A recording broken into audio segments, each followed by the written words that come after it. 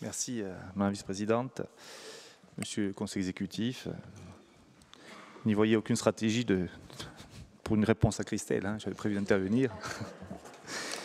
Malgré tout, je pense qu'à l'heure où ce PPI est présenté, si vous pouviez attendre les uns les autres peut-être un document plus affiné, plus pragmatique, nous pouvions attendre, nous, de notre côté, un peu plus de hauteur dans les interventions aussi. Et je vais m'en expliquer. Un PPI, ce plan pluriannuel d'investissement, est un document cadre, un document vivant, évolutif, et qui se veut, qui doit être équitable. Un document cadre, car c'est avant tout, et ça a manqué cruellement dans les interventions que je viens d'entendre, hormis Paul Félix, c'est un document économique. C'est un document qui participe grandement au développement économique de notre île.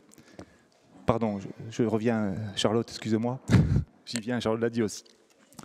Donc c'est un document économique car il permet d'afficher de la visibilité pour les entreprises, pour l'industrie de notre île. Et sur ce point, Monsieur le Conseil exécutif, au nom du groupe pour qui je prends la parole, nous tenions à vous remercier. C'est un document aussi stratégique en termes d'aménagement.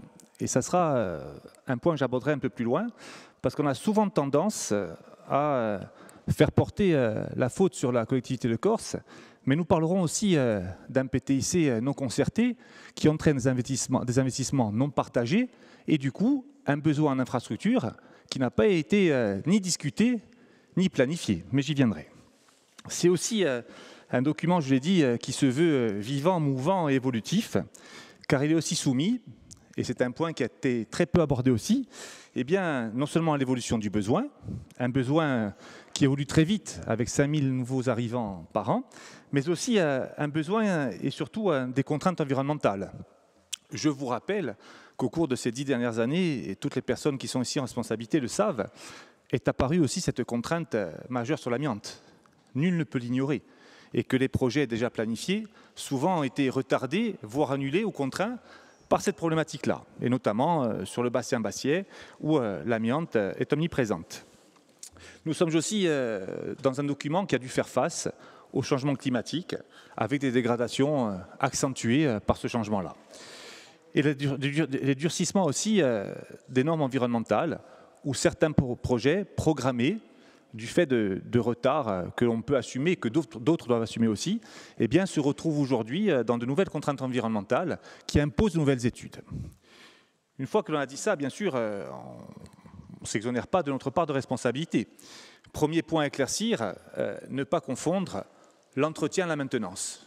Ce sont deux sujets différents, l'entretien et la maintenance. Si je pense qu'ici, les uns les autres, nous pouvons concéder et nous devons accepter qu'il y a sans doute des progrès à faire sur l'entretien. Nous sommes tous sans doute dans des grandes agglomérations, mais originaires du rural.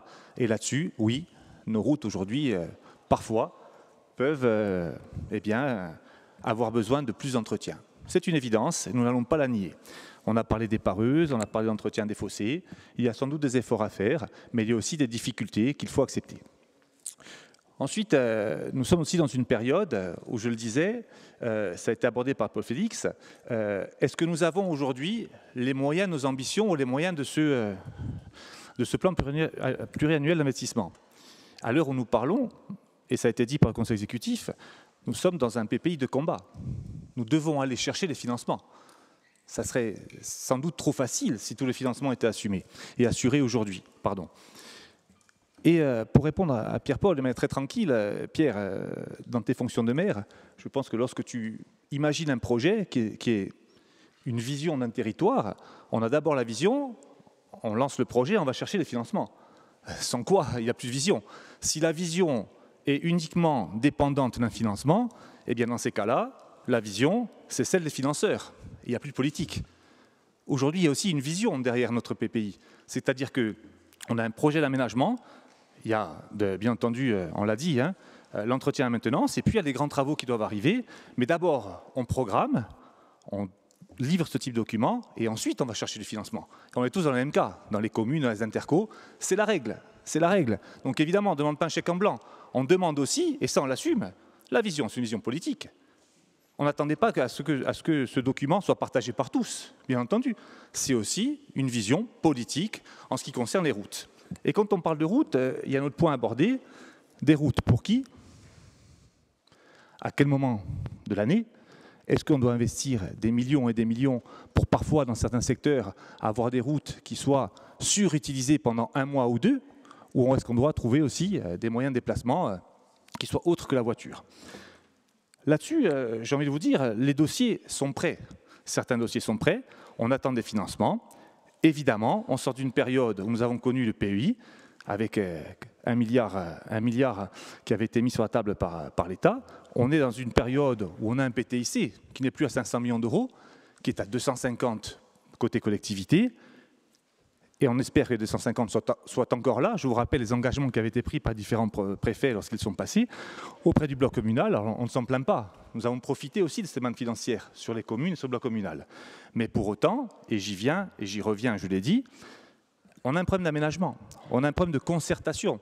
On peut effectivement demander à la collectivité, et on doit demander à la collectivité d'être dans la concertation et les territoires. Pourquoi?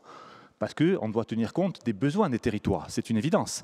Mais lorsque certains territoires partent tous azimuts sur des projets, en lien direct avec un préfet, qu'on va chercher X millions d'euros sur du PTIC, qu'on change diamétralement, je dirais, le territoire, et quand derrière, on vient nous voir en nous disant hey, « on a fait ça, maintenant il faut tel réseau routier, telle infrastructure ». Elle est où la concertation? Ce qui est valable dans un sens, c'est valable dans l'autre aussi. Sans quoi? C'est un petit peu trop facile quand même. La concertation, bien sûr, mais dans les deux sens. Quand on demande du côté exécutif et pour notre groupe, ou qu'on regrette le COREPA, ce n'est pas pour avoir la main mise sur les financements. Le sujet, il n'est pas là. Le sujet, c'est de dire, lorsqu'on va investir 1 euro en Corse, ou 1 million d'euros, ou 10 millions d'euros, il faut une concertation entre les différentes strates, collectivités de Corse, intercommunalités et communes. Pourquoi? Parce qu'on sait très bien que l'euro investi à Porto Vecchio, à Bastia, à Ajaccio, va engendrer forcément des investissements ailleurs. Le COREPA était là pour ça, une vision territoriale des investissements. Ce n'était pas simplement une lubie ou une volonté d'avoir la main mise sur tous les investissements qui se passaient en Corse. Donc on le regrette et on assume de le regretter. En termes de bilan, bien écoutez, les chiffres sont têtus. On pourra dire qu'Ajaccio est toujours à la traîne, qu'on n'a pas rattrapé, les chiffres sont là. Je ne vais pas recommenter les chiffres, sauf à nous dire que c'est de la malhonnêteté intellectuelle. Moi, je dis que les chiffres sont là, il n'y a pas de rivalité entre Bastia et Ajaccio, on est loin de tout ça. En tout cas, je le rappelle à tout le monde, la compétence aménagement, elle est prioritairement à la collectivité de Corse. Et ensuite, effectivement, certaines intercos ont cette compétence-là aussi, et les communes sont libres d'avoir des projets sur leur territoire. Ce qu'il y a aussi à dire, et qui doit ressortir de ce document, eh bien, c'est que dans les financements qui sont à venir, nous avons tout intérêt, comme sur d'autres sujets, il est regrettable que ce ne soit pas le cas, malheureusement, ces derniers jours, c'est qu'on doit faire face et on doit faire front tous ensemble.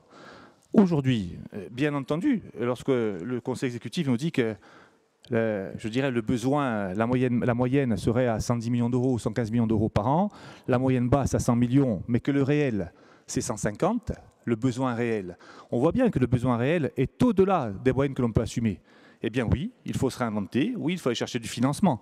Là-dessus, il n'y a pas de sujet. Enfin, la valeur de ce document, c'est qu'on nous l'a réclamé effectivement depuis de nombreux mois. Aujourd'hui, on livre un bilan. On livre aussi des prospectives et des perspectives. Lorsqu'on livre tout ça, on voit bien dans les différentes interventions, eh bien, chaque élu a été chercher les lignes pour son territoire. Ça s'entend. Mais ce document, qu'est-ce qu'il doit aujourd'hui apporter? Un, c'est de l'équité territoriale. Est-ce que l'équité est assurée dans ce document? Oui. Tous les territoires ont des lignes budgétaires qui leur sont dédiées, avec des aménagements. Sans doute pas au niveau des attentes, mais ça on le savait. Et j'ai envie de vous dire, qui que ce soit qui aurait été en face, eh bien, il y aurait eu du mécontentement. Le besoin est tel, je vous rappelle, 5000 km de routes secondaires. Quand je dis secondaire, c'est les RD. Secondaire, c'est, attention, ce n'est pas péjoratif. Mais on a un réseau routier aussi hors norme en termes d'entretien. On le sait. On a des routes territoriales qui sont en surfréquentation au moment des pics touristiques. Et parfois, l'hiver, il faut se le dire, on circule très tranquillement. Donc là aussi, il y a un équilibre à trouver. Donc nous savons aujourd'hui que ce document qui est présenté, il a une première valeur, c'est de démontrer qu'il y a des centaines de millions d'euros qui étaient investis sur la période précédente, qu'il y aura, bien entendu, sous réserve de financement, et c'est là le combat qui s'engage pour aller chercher du financement, des centaines de millions d'euros qui seront investis sur la prochaine période, mais aussi et surtout qu'il doit venir rassurer. Alors, nous avons vu passer il y a quelque temps un courrier du préfet de Corse demandant à chaque maire, à chaque président d'intercommunalité de bien vouloir faire remonter les projets qui seraient prêts à être financés ou à être développés. Eh bien aujourd'hui, cette PPI-là, elle vient aussi rassurer le monde de l'entreprise. Qu'on soit pour ou contre les travaux publics, ce n'est pas le sujet du jour. Aujourd'hui, il y a une véritable vie économique autour de nos routes, avec des entreprises corses. Et là, je vais rejoindre Paul Félix sur un raisonnement. Attention quand on parle de grands travaux. Attention quand on rêve trop grand. Les grands travaux, bien sûr qu'ils peuvent être structurants, mais il faut aussi préserver notre tissu économique. On a des entreprises qui ont une certaine surface, et si on veut voir trop grand, si on veut aller trop loin rapidement, on risque d'avoir aussi une fuite de nos capitaux vers l'extérieur. Avoir des grands groupes qui vont venir récupérer ces marchés publics et avoir de nos entreprises qui seraient, dans le meilleur des cas, des sous-traitants. Donc là aussi, il faut trouver un juste équilibre. Quand on dit qu'on fait du saupoudrage, on répond aussi à la structure économique de notre territoire. On répond aussi à la structure économique du territoire.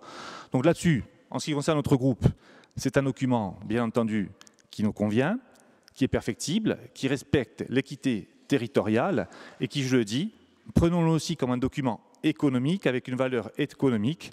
En tout cas, monsieur le conseil exécutif, nous le voterons, vous l'avez compris. Merci.